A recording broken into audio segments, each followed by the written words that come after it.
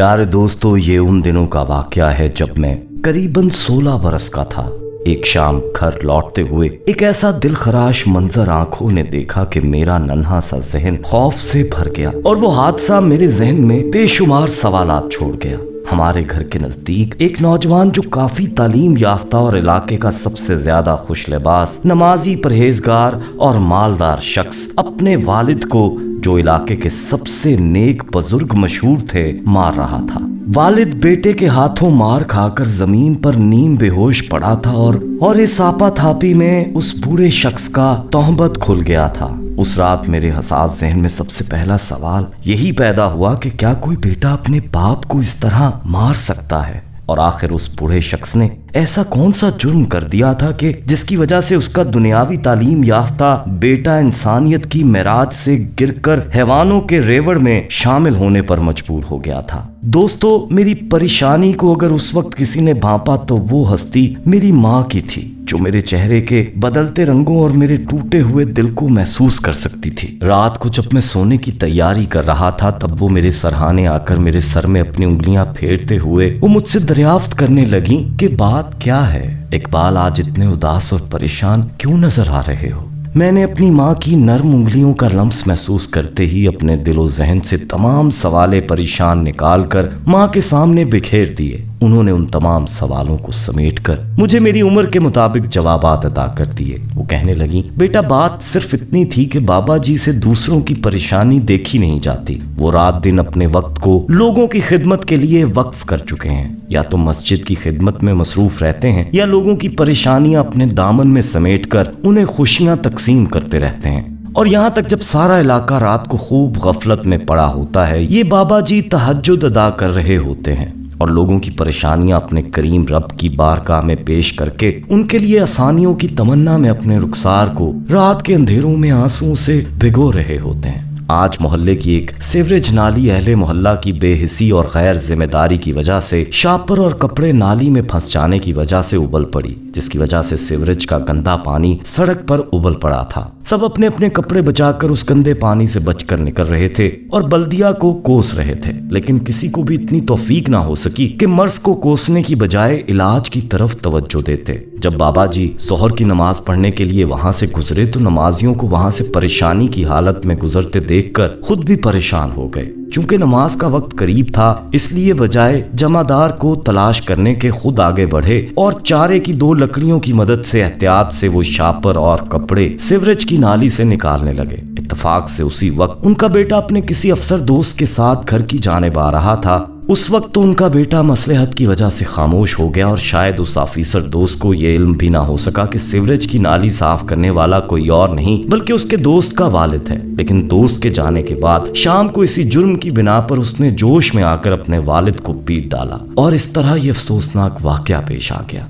लेकिन अम्मा, बाबा जी तो एक नेक काम कर रहे थे, क्या नेकी की जज़ा दुनिया में इस तरह मिलती है? मैंने अम्मा के खामोश होते ही अगला सवाल पेश कर दिया। नहीं बेटा, अल्लाह के नेक बंदे नेकी इसलिए नहीं करते कि उन्हें दुनिया में उसका अजर चाहिए होता है, बल्कि वो तो अपने करीम मालिक को राजी करने की सबील तलाशते रहते हैं। मगर आज बाबा जी के बेटे ने अपने बूढ़े बाप पर हाथ उठाकर अपने लिए दुनिया में बेइज्जती का सामान खरीद लिया है। इसका बदला आखिरत में तो मिलेगा ही, लेकिन दुनिया में भी इसकी सजा से उसे कोई नहीं बचा सकेगा। मुझे अपनी माँ की बात समझने में 10 साल का अरसा लगा, क्योंकि 10 साल बाद उसी मुकाम पर लोगों का जमे गफीर देखकर मैंने एक साहब से जब मालूम किया कि यहाँ इतने लोग क्यों जमा हैं, तो मुझे किसी ने बताया कि बाबा जी के पोते ने आज किसी बात पर अपने बाप के मुंह पर थप्पड़ मार दिया है, जिसकी वजह से लोग उस नाफरमान बेटे को तंबीह और लान तान कर रहे हैं। लोग शायद उस वाक़े को भूल चुके थे, लेकिन मुझे अम्मा के कहे हुए अल्फाज याद आ रहे थे कि इसका बदला आखिरत में तो मिलेगा ही, लेकिन दुनिया में भी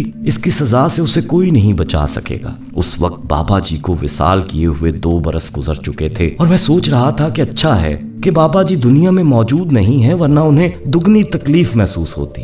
एक उस थप्पड़ की जो उनके बेटे के चेहरे पर पड़ा था और दूसरा उस थप्पड़ की तकलीफ जो 10 बरस कबल उनके चेहरे पर पड़ा था। और मैं आज तक एक इंतजार की कैफियत में हूँ कि न जाने कब इस थप्पड़ का जवाब बाबा जी के पोते को अपने बेटों से मिलता है। वैसे भी कुदरत ने बाबा जी के पोते से अजीब इंतकाम लिया है कि बाबा जी का वो पोता जो रात दिन दौलत की मस्ती से सरशार रहा करता था, आज दाने दाने को तरस रहा है। اور اپنے بچوں کا پیٹ پالنے کے لیے زکوٰۃ اور خیرات کی بھیک تلاش کرتا اپنے کینسر زدہ جسم کے ساتھ لوگوں کی جھڑکیاں اور گالیاں برداشت کرتا نظر آتا ہے۔ میرے ذہن میں ہمیشہ ایک اور سوال بھی مجھے پریشان رکھا کرتا تھا، جس کا جواب تلاش کرتے ہوئے ایک دن میں نے بابا جی کے ایک دوسرے بیٹے سے اپنے سوال کا جواب مانگا تھا کہ بابا جی تو نہایت نیک بزرگ تھے، انہیں آخر کس جرم کی وجہ سے اپنی اولاد کے ہاتھوں یہ ذلت برداشت کرنی پڑی؟ کیا انہوں نے بھی اپنی جوانی میں اپنے والد پر ہاتھ اٹھایا تھا؟ بابا جی کے بوڑھے بیٹے نے میرے سوال کا جواب دیتے ہوئے بتایا کہ بابا جی کی پیدائش کے فوراً بعد ہی بابا جی کے والد کا انتقال ہو گیا تھا، جس کی وجہ سے ایسا سوال ہی نہیں پیدا ہوتا۔ البتہ میں نے ایک واقعہ ضرور سنا ہے، شاید یہ معاملہ اسی وجہ سے پیش آیا ہو۔ انہوں نے کچھ سوچتے ہوئے اپنی بات کو دھورا چھوڑ دیا۔ میں نے تجسس کے عالم میں بے چینی سے پوچھا، کیسا واقعہ؟ بابا جی کا بوڑھا بیٹا اپنے دماغ پر زور ڈالتے ہوئے کہنے لگا کہ بابا جی یتیمی کے باوجود بہت غیرت مند تھے اور 10 برس کی عمر میں ہی مزدوری وغیرہ کرنے لگ گئے تھے۔ ایک دن وہ مزدوری کرنے شہر گئے تو واپسی پر بابا جی کو دیر ہو گئی۔ وہ یہ سوچ کر پریشان تھے کہ اماں اور بڑی بہن بھوکی انتظار کر رہی ہوں گی، لیکن جب گھر پہنچے تو معلوم ہوا کہ اماں اور بہن کھانا کھا چکے ہیں۔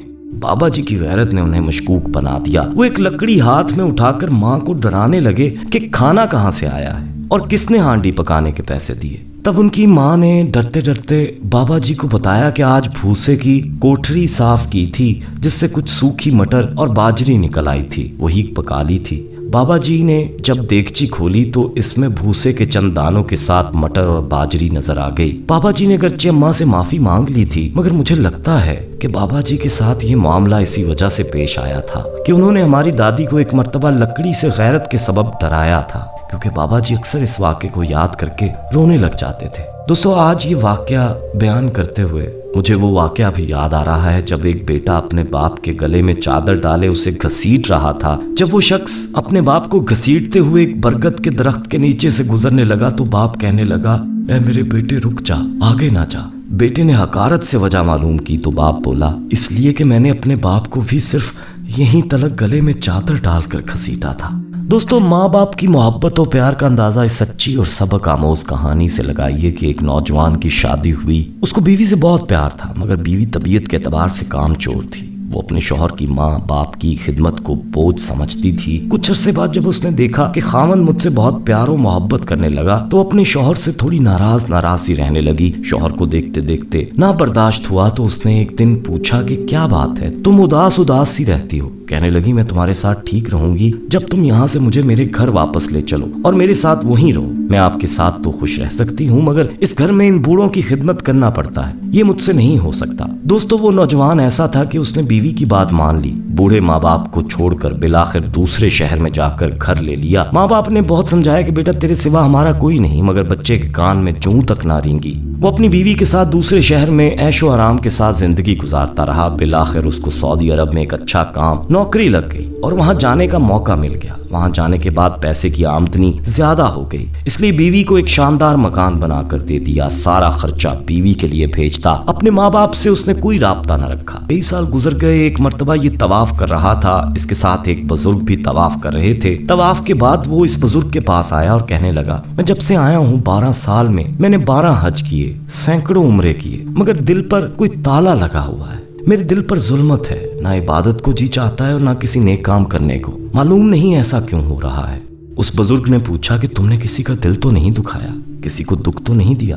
تب اس کو ماں باپ کی فوراً یاد آ گئی اور کہنے لگا، ہاں، میں بوڑھے ماں باپ کو چھوڑ کر یہاں آیا اور سمجھا کہ میرے حج اور عمروں سے میرا سارا گناہ دھل جائے گا۔ انہوں نے کہا کہ مزید حج کرنے کی ضرورت نہیں، جاؤ اور اپنے ماں باپ سے پہلے معافی مانگو۔ چنانچہ جلدی میں ٹکٹ بنوا کر یہ اپنے ملک واپس آیا اور سب سے پہلے اپنے ماں باپ کے گاؤں میں گیا۔ 12 سال گزر چکے تھے دوستو، کچھ پتا نہیں تھا کہ اس کے ماں باپ کے ساتھ کیا گزری۔ جاتے ہوئے بستی کے کنارے پر ایک آدمی ملا، اس نے ڈرتے ڈرتے اپنے ماں باپ کے بارے میں پوچھا۔ اس نے اس لڑکے کو نہ پہچانا کہ یہ اسی کا بیٹا ہے اور اس سے یہ بتانا شروع کیا کہ اس کا تو ایک جوان بیٹا تھا جو ان کو چھوڑ کر بیوی کے لیے چلا گیا۔ وہ میاں بیوی بوڑھے تھے، بہت تنگی کی زندگی انہوں نے گزاری۔ دوستو، وہ یہ سن کر اپنے گھر میں گیا۔ دروازہ کھول کر ماں بستر پر لیٹی ہوئی تھی، بالکل ہڈیوں کا ڈھانچہ بن چکی تھی۔ یہ سوچ رہا تھا کہ میں نے ماں کو اتنا ستایا، یہ مجھے کہے گی دفع ہو جاؤ، میں تمہیں کبھی معاف نہیں کر سکتی۔ لیکن جب اس کے پاؤں کی آہٹ سنی تو پوچھنے لگی، کون ہے؟ میں آپ کا بیٹا ہوں۔ ماں کی آنکھوں سے آنسو آ گئے۔ بیٹے، تو نے بہت انتظار کروایا، میں اس گھر میں اکیلی مصیبتوں کی ماری لیٹی ہوں، तुम्हारा बाप भी छोड़कर दुनिया से चला गया और दिल की आखिरी तमन्ना थी कि तुम आ जाते। मैं तुम्हारी शक्ल नहीं देख सकती, तुम्हारी आवाज तो सुन सकती हूँ बेटा। तुम्हारा चेहरा कहाँ है, मुझे हाथ लगाने दो बेटे, करीब आ जाओ, मेरे सीने से लग जाओ। दोस्तों, ये है माँ की मोहब्बत और ममता की। उम्मीद करते हैं आपको वीडियो पसंद आई होगी। पसंद आई हो तो इसे लाइक करते हुए दोस्तों में जरूर शेयर कीजिएगा। जाते जाते एक बार कंफर्म जरूर कर लीजिएगा कि आपने हमारा चैनल मौजा टीवी ऑफिशियल सब्सक्राइब कर रखा है। नहीं किया तो अभी सब्सक्राइब कर लीजिए और बेल आइकन को क्लिक कर दीजिए ताकि हमारी आने वाली मजीद वीडियोस बर वक्त आपको मिलती रहें। अपना बहुत ख्याल रखिएगा और उनका भी जिनका कोई ख्याल नहीं रखता। आने वाली वीडियो में दोबारा आपसे मुलाकात होगी। तब तक के लिए अल्लाह निगहबान।